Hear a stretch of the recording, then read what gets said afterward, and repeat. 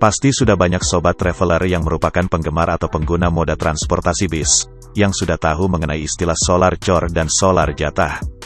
Pembahasan ini kembali hangat diperbincangkan, berkaitan dengan kenaikan harga solar yang cukup tinggi pada akhir-akhir ini.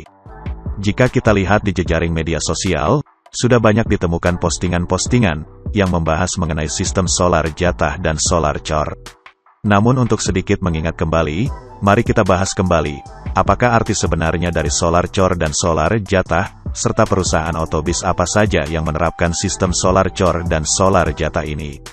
Solar chore merupakan sebuah sistem yang diterapkan oleh sebuah perusahaan otobis, untuk menyediakan kebutuhan bahan bakar solar, bagi operasional armada bis miliknya.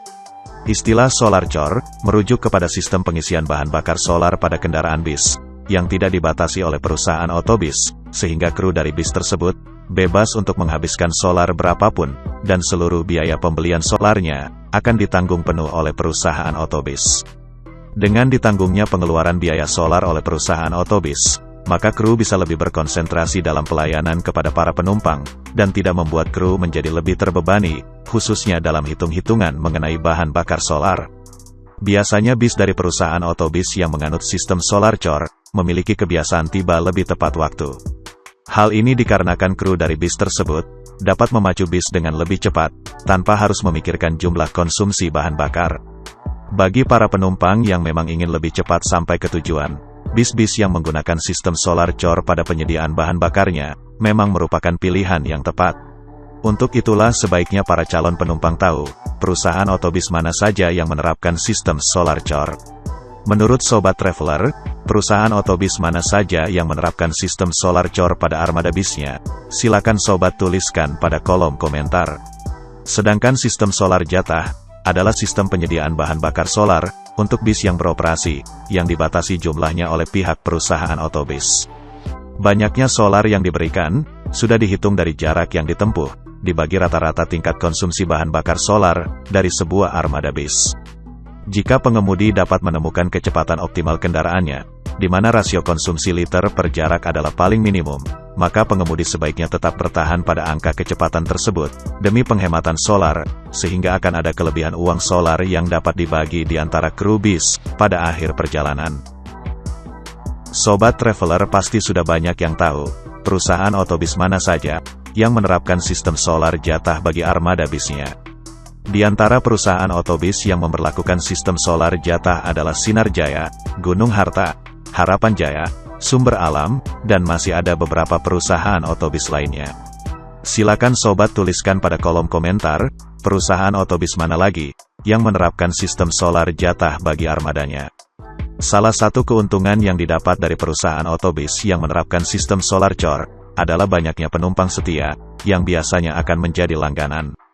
Apalagi bagi para penumpang pengelaju yang melakukan perjalanan antar kota antar provinsi secara teratur, mereka tentu akan lebih memilih bis-bis dengan sistem solar chore, agar bisa lebih cepat sampai ke tujuan, dan tidak membuang terlalu banyak waktu di jalan.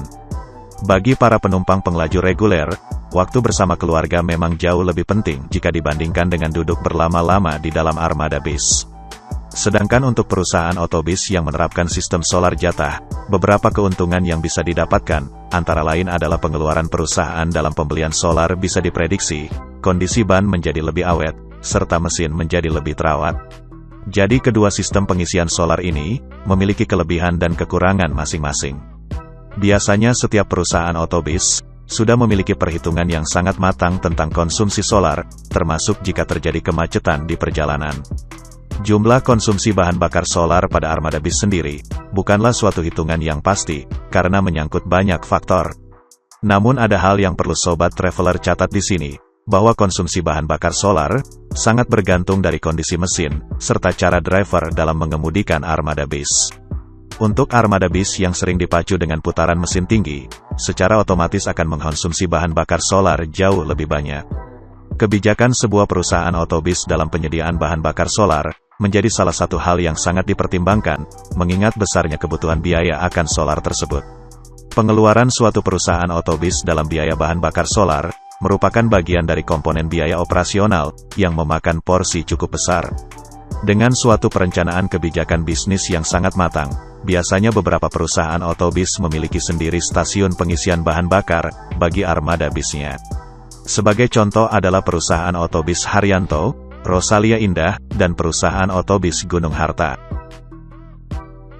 Sebelum melanjutkan, mari sobat bantu channel ini untuk berkembang dengan menekan tombol like lalu subscribe dan menyalakan lonceng notifikasi. Dengan semakin berkembangnya channel ini akan bisa membantu memberikan informasi-informasi terkini dari dunia transportasi di Indonesia. Dengan kenaikan harga solar yang terjadi pada beberapa bulan yang lalu, jelas sekali hal ini berdampak secara langsung terhadap pengeluaran perusahaan otobis, khususnya dalam hal pembelian bahan bakar solar.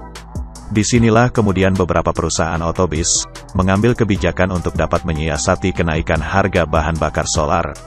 Hampir semua perusahaan otobis yang beroperasi menaikkan harga tiket sebagai kebijakan dalam menghadapi kenaikan harga bahan bakar solar.